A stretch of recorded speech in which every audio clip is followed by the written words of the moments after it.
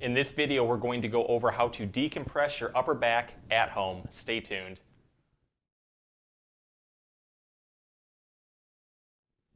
Hey everyone, Dr. Rowe here at SpineCare in St. Joseph, Michigan. So we're going to focus on putting a light traction into the upper thoracic area to hopefully open up those joint spaces and give you some relief. And we're going to do that through ordinary resistance bands. They're very inexpensive and easy to get. You can go to your local store that has a fitness or sporting goods department. You can also go online like at Amazon. And again, they're very, very inexpensive, easy to get.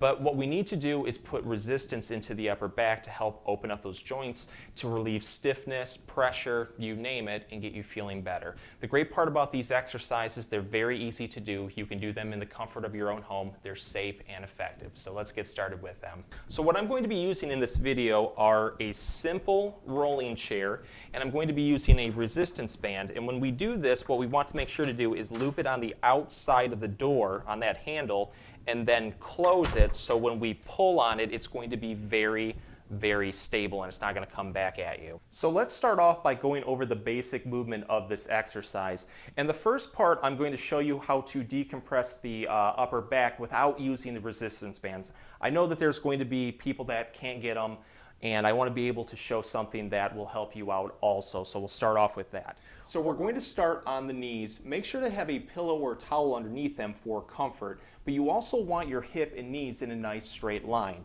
Put your upper body weight, your elbows right here, right on the chair just like this. So we're going to do a modified cat-cow yoga pose if you're familiar with that. That means we're going to arch our back like this, but then we're also going to go into extension with the upper back by letting our stomach and pelvis kind of sag down towards the floor, almost like taking the belly button down.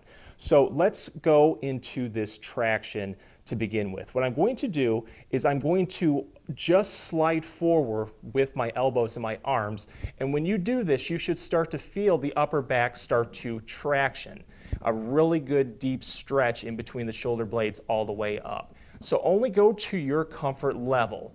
What I like to do, hold this stretch for about 15 seconds. And again, I'm trying to relax as much as I can through nice, deep breathing and letting my belly button sag down towards the floor. From there, I'm just going to bring the elbows back towards me, and I'm going to arch the upper back.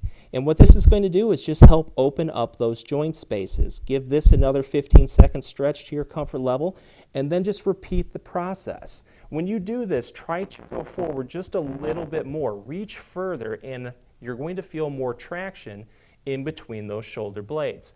But I like to do this 5 complete times. And this right here should help traction that upper back and get you feeling a lot better.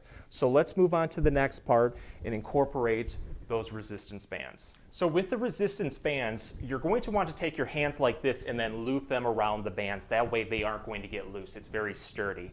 Also, you're going to want to come back far enough when you do this exercise that no matter what, even if you reach in front of you, it's going to have resistance. Resistance is very important with this. So the more resistance that we can have, the better the exercise. And you also can just keep going like this with your hands to strengthen that resistance with the band.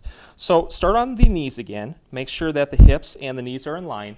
And what we're going to do is slide the chair in front of us and put our hands on it like this.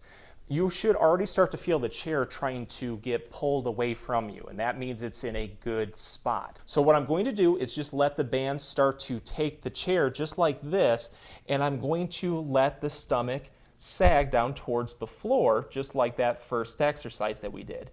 And I tell you what, this is a great stretch into the upper back, a very good traction. I like to hold this one for 10 to 15 seconds. Do nice controlled breathing while you do this, and then just slowly bring the chair back towards you and arch the upper back to do that cat-cow pose. From there, hold this one again 10 to 15 seconds, breathing very nice and controlled, and then just let the chair go again. Each time you do this, try to let it go a little bit further to get that extra traction.